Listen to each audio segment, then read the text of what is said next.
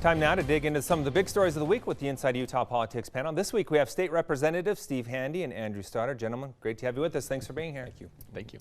Let's get into the general election. A lot is being made on the campaign trail nationally, the national narrative of concerns over security and fairness. Representative Stoddard, let's start with you. Do we need to be concerned about a fair and secure election? You know, I think both parties have concerns with the election. Obviously, we had interference in the prior election, and that's something that our intelligence agencies are warning us about. So I think it's something we need to pay attention for. We need to make sure we're watching out for misinformation, we're not spreading misinformation, and I think that will go a long way in terms of having a fair election. Representative Handy, let's bring you in. Security and fairness concerns for the upcoming election. You know, there's a lot of noise going around, as we all know, but I have great confidence that our election in Utah, that I know the most about and that Representative Stoddard knows the most about, is going to be conducted with high integrity. It will be free, it will be fair, it will be with high integrity, and it's going to be just great. Let's get into this issue with the USPS. Obviously, a lot of areas, including Utah, heavy on mail-in ballots. Are they equipped to do the job appropriately to make sure every vote that is done by mail will be counted? Representative Stoddard. You know, it's funny to hear everyone talk about this outside of our state because this is really almost all I've ever known in terms of voting, and it's such a great way that we do it, and I don't have any concerns that our state can handle it, that our Lieutenant Governor's office and our county clerks will do a great job with it. Representative Handy, let's bring you in. The President has voiced grave concern over mail-in balloting, but as the representative points out, we've been doing it here in Utah for a long time. Yes, we have. I agree with Representative Stoddard. I don't share the President's concerns. I think it's quite disconcerting to be sending those kinds of messages.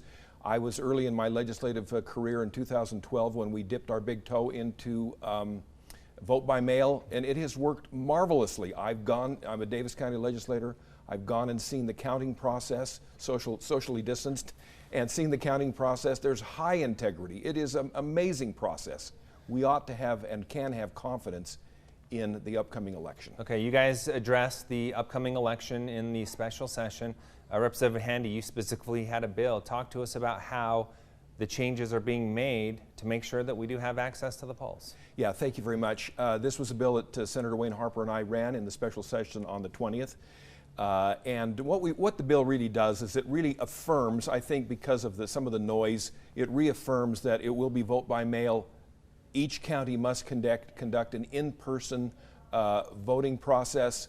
We provided for flexibility to have outdoor voting if they would want to do that. Also encourages working with the postal officials to ensure that the ballots are going to be processed quickly. As we looked at that, we have confidence that that will be the case.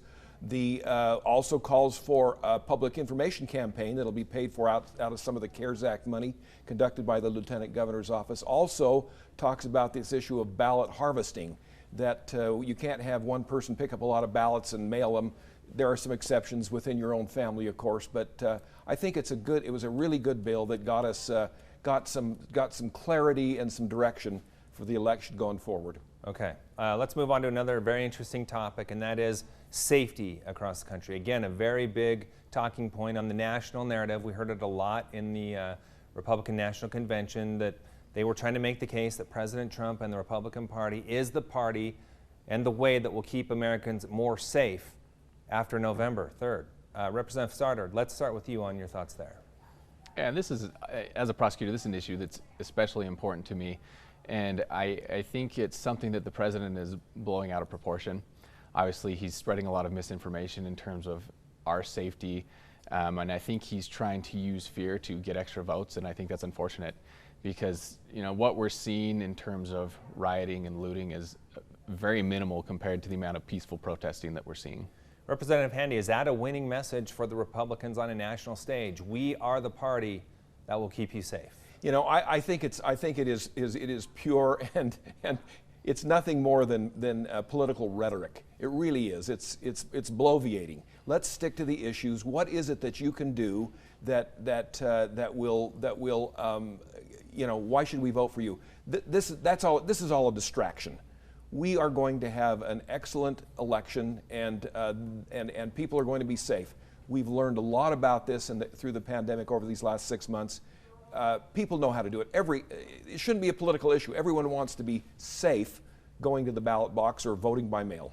Representative Stoddard, let's bring you in as a prosecutor again there. Let's talk more a little bit about that, the Biden-Harris ticket.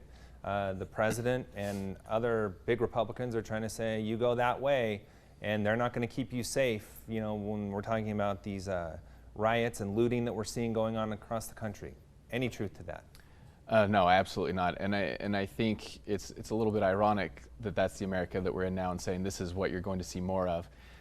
But I love what Vice President Biden has done in terms of just calling for unity. I think he's been very respectful in terms of calling out the violence on both sides. And I think that's what we need to do. This is an issue that's important to everyone, and I think both sides need to work together to make sure that public safety is maintained and that it's maintained for all people in this country. All right, an interesting roller coaster we saw play out in Provo with the power struggle kind of going back and forth. City Council enacting a mask mandate, the mayor then vetoing it, they override the mandate, and now we're seeing it go to a voter referendum. Quite a story there. What's your assessment, Representative Handy, on what you're seeing going on down there? Very, very unfortunate, and again, very divisive. That's not really necessary. Come on, it is a mask, and it's public safety. It's fine. We can do this. We can do hard things. I really feel bad for those folks in Provo. They have to deal with this. Shouldn't have this kind of problems. Representative Stoddard, one of the ironic things here is by the time a referendum would even get to the voters, this may be a thing of the past. Yeah. Yeah, and I agree 100% with what Representative Handy said. This shouldn't be an issue. It's become so divisive and so political, but really it's just, let's do this to be kind. And I think it's unfortunate that the City Council had to even come back and didn't have the backing of their executive down there.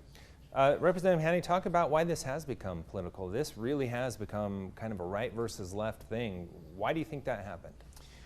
I have given that a lot of thought, and I think that normally, and we as Utahns are pretty responsible, and we're pretty obedient as well. But there is something in our DNA here in Utah that we want to look for government overstepping.